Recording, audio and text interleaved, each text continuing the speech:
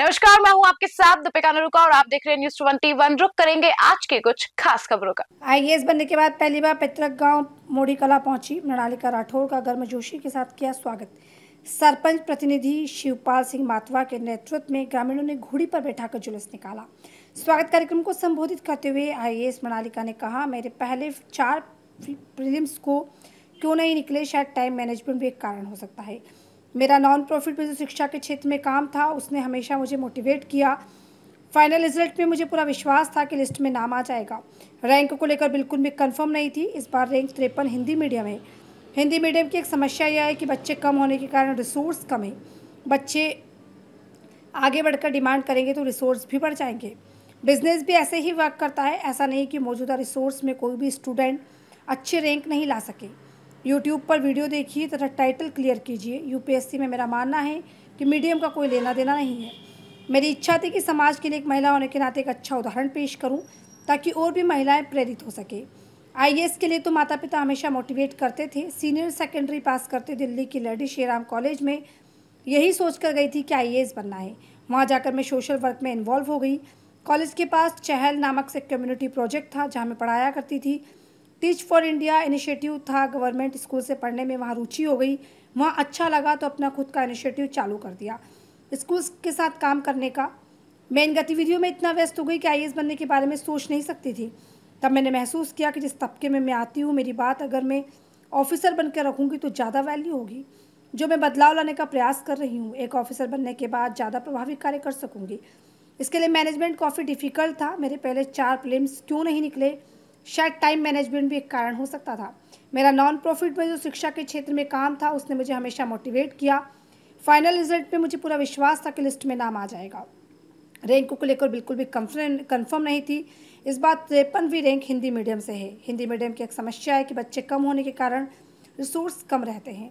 मेरी आरएसएस में बिल्कुल भी रुचि नहीं थी, फिर भी मैंने 2 बार परीक्षा दी मगर प्रीलिम्स भी नहीं निकाल पाई। इस बार मैं यूपीएससी मेंस देकर आई तो 5 दिन बाद आरएएस प्री भी दिया मगर वो नहीं निकल पाया। तो कभी किस्मत भी ज़्यादा काम आती है। कोई रैंकर नहीं होता जब तक आप खुद का फ़ोटो नहीं देख लेते। उससे पहले हम जब तैयारी करके फेल हुए थे, मैंने तैयारी करते हुए कभी घंटों काउंट नहीं किया।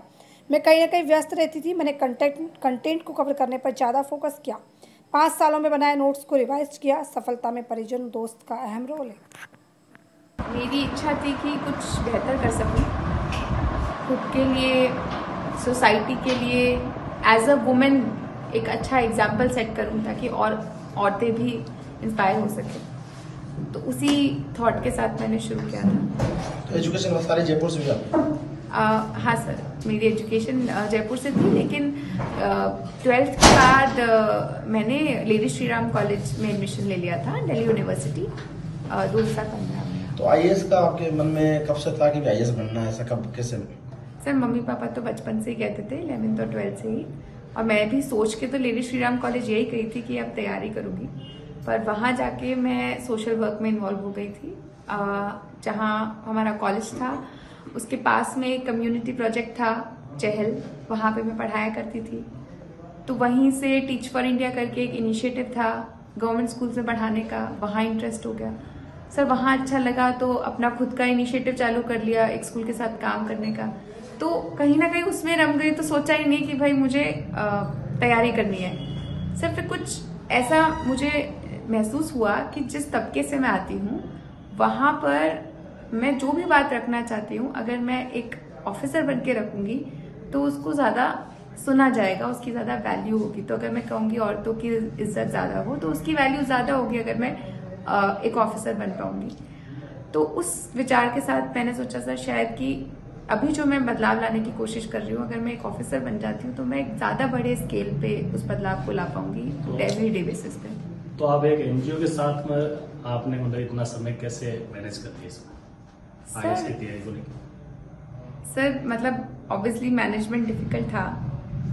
अब मेरे पहले 4 प्रीलिम्स क्यों नहीं निकले वो तो पता नहीं, बट शायद टाइम मैनेजमेंट भी एक कारण हो सकता है उसमें।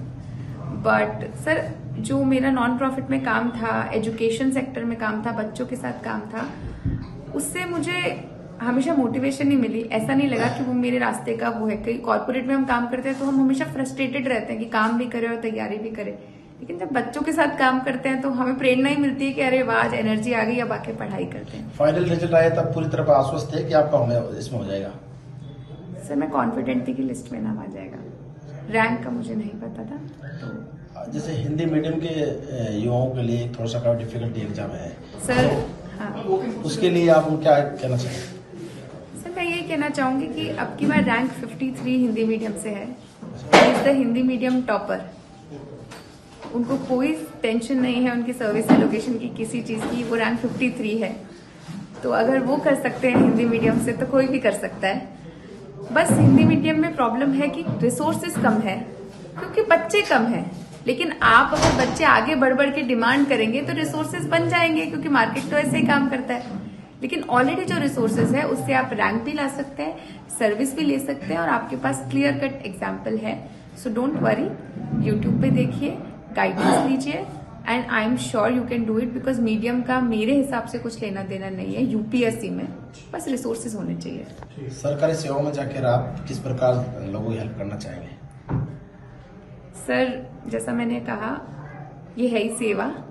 तो एवरीडे बेसिस पे जब भी मुझे मौका मिलेगा, जो भी मेरा काम होगा, मैं उसको पूरी जेन्युइनली मेहनत से करूंगी। आउट ऑफ द वे जाके भी अगर मुझे कुछ करना होगा, अगर वो मेरे कोड ऑफ कंडक्ट में है, तो मैं कोशिश करूंगी मैं वो करूं। साथ ही साथ आसपास अगर स्कूल्स हैं, हॉस्पिटल्स हैं जहां मेरा रोल नहीं है, लेकिन जाके अगर मैं कुछ बेहतर कर सकती हूँ तो मैं कोशिश करूंगी कि मैं यूपीएससी के अलावा कोई एग्जाम कंडक्ट किया आपने? हाँ सर, मैंने आरपीएससी भी ट्राई किया था, पर आरपीएससी मेरा रुझान कभी भी नहीं था, क्योंकि मेरा रुझान हमेशा यूपीएससी की तरफ था। इस कारण 2 बार आरपीएससी देने के बाद मैं आरपीएससी प्रीलिम्स नहीं निकाल पाई थी। अभी भी सर, जब यूपीएससी का मैं मेंस का एग्जाम लेके आई थी इस साल, तो मेंस के एग्जाम के 5 दिन बाद आरपीएससी का प्रीलिम्स था जो मैंने दिया था, और वो मैंने क्लियर नहीं किया। तो ये एक आप समझ लीजिए कि इसमें किस्मत बहुत ज्यादा काम आती है।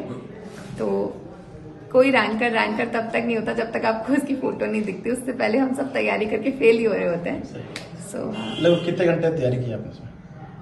सर मैंने घंटों के हिसाब से तैयारी मैं नहीं कर पाई थी कभी भी, क्योंकि हमेशा किसी न किसी चीज में मैं एंगेज रहती थी साथ में।